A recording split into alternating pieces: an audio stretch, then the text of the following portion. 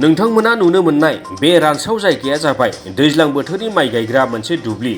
जाय समाव बे दुब्लिया सोमखोर माइजों बुंफबनानै थानांगौ, बेबायदि समावनो थोबसेबो दै गैयै रानसाव जानानै थानांदों दैनि आंखालनि थाखाय।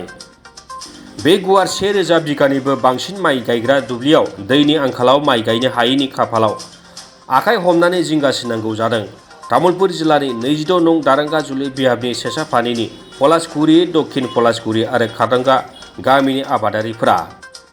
दुब्लिनि खोथिया जानानैनो दङ दासिमबो। बोसोरफ्रोमबो दैज्लां बोथोर सफैब्ला बान्दोआ खनले बायफ्लङो आरो बान्दो खोनानै जाम्फैनि दैखौ दिखांनानै माइ गायबोदोंमोन पलासगुरि, दक्षिण पलासगुरि आरो खादांगा गामिनि आबादारिफोरा। नाथाय देग्लाय खनले माथावरि बायफ्लंनायाव दैखौ दुब्लियाव सोनो हायैयाव जोबोद जेंनायाव गोग्लैदों बे गामि गंथामनि रायजोफ्रा। मोनसे समनि तामुलपुर बियाबनि एमएलए इमानुएल मोसाहारि, आथिखालनि 22 नं दारांगाजुलि बियाबनि एमसिएलए बिजित गोरा नार्जारिखौ बे बिथिङाव राहा लानो आर'जलाइ होनानै खावलायसेयावबो बिथांमोनहा जेबो राहा खालामनानै होआखै होनना अजद खालामो आबादारिफ्रा। राहा गैयै जानानै दा गिबि मन्थ्रि डक्टर हिमन्त बिश्व शर्मा, बिटिसिनि गाहाय प्रमद बर', एमएलए जलेन दैमारि आरो एमसिएलए बिजित गोरा नार्जारिखौ थाबैनो राहा खालामनानै होनांगौ होनना खावलायदों पलासगुरि, दक्षिण पलासगुरि आरो खादंगा गामिनि आबादारिफोरा। जोंनियाथ' दा समस्या बिराद गाज्रि जाबाय, दैबो गैला, गायनो एखे गोरान जाजोब्बाय। खोथियायैनो थाबाय, सोरबा हालेवखांबाय, मै होनानैबो दोनबाय गायनो, ओमफ्राय बयबो इथिमथे दैया गैया जाबाय, खोथियाबो ओरैनो फुवालासेनो दोननांबाय। एसे सरखारनिफ्राय एसेसो अनसुंथाइ।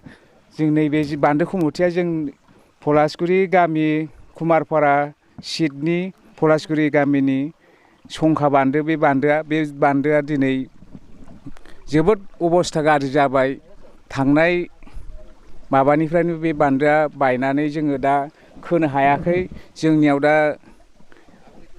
1000 बिगासो ओरैनो खेथि मावनो हाया जानानै दं। बे बान्दोआ बायनायनि थाखाय दा जों बे 1000 बिगाखौ मावनो हायाबा जोङो आबादारिफ्रा बुहुद दुखुआव गोलैसिगोन। दा बिनि थाखायनो जोङो दानि जिथु सरखार सोलिनाय, बे सरखारखौ नैबे दंग'खौ मावफुंना होनो थाखाय जों सरखारनिसिम खावलायनाय थाबाय। मानो होनबा थांनाय जोंनि बे जिहेथु माखासे जोंनि ओनसोलावनो, जोंनि तामुलपुर ओनसोलाव जोंनि 26 नं दरंगा समस्तियाव 3सो एमएलए गाखोनानै दंमोन, बिथांमोना बे दंग'खौ नायसनाखै। बिनि थाखायनो जों दानि गोदान सरखारखौ खावलायनाय थाबाय, बे बान्दोखौ जोंखौ नायसननानै बे जोंनि दंग'खौ मोजाङै मोजां मेरामति खालामना होयो। बिनि थाखाय जों दानि गोदान सरखारखौ खावलायनाय जाबाय। बे संखा दंग' होनो, जायगाया कुमारपारा, पलासगुरि, खादङा। बान्दोआ बायनानै जोबोद गाज्रि जाबाय देग्लायहाय। खोथियायैनो दङ, नांगोलैनो दंसै जोङो हायाव गोलैनानै। दा बेखौ जोंनि बे गोदान सरकारा थाबैनो जोंनि बे बान्दोखौ नायफिनो, बिनि थाखाय सरकारनिसिम जोंनिफ्राय खावलायनाय। जोंहा बेयाव 3 गामिनि हाया ओरैनो गोलैसोनानै थाबाय। जों देग्लायहाय मा खालामनानै जाबावगोन? जोंथ' गामियावनो थायो, खेथि नङाबा जोंहा सोलिया, खेथिजोंनो जों निर्भर। दा जों जेबो साननानै राहा मोनाखै।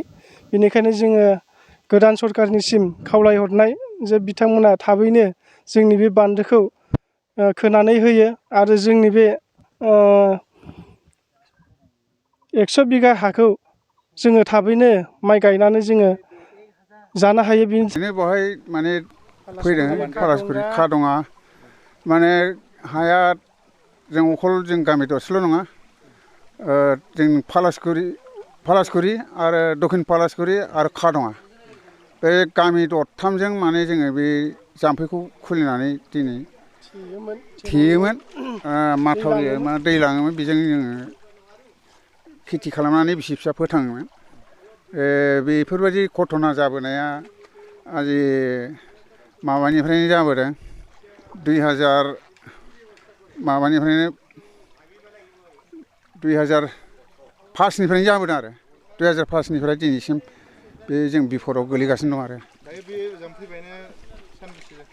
बे जाम्फै बायनायाथ' आजि जाबोबाय 10 बोसोरानो जाबाय बिदिनो बायै बायै बायै आरो देग्लाय आरो बांसिन जाबाय रायजोफ्रानो मावोमोन किसु एसे सरकारनि हेफाजाबथ' जेबो गैया मोना जों माबानो MLA सारनोबो माने एप्लिकेसन होबाय बिजि सारनोबो ओइ माबा मुसाहारि माबा इमानुएल मुसाहारिनोबो एप्लिकेसन होबाय गैया बेबो नायफैया आरो बिजित गोरा सारनोबो होबाय बेबो नाया दा नैबे गोदाननोसो जोङो दा एसे होनानै दोनदों दा फैनो होनदों फैयाखै माथो दाबो गैखाला बे जों बे माजों हा मोननानै जों आबाद मावनानै जों मावो गायनाय समावबो गैला हा सरकाराथ' मा BJPआ माने जाहाथे जोंखौ नायसनो मोजाङै मोजां दा बेफोरखौ माने जोङो आखायाव लायोबा मोजां जागौमोन आरो जोंनि थाखाय दा जोंथ'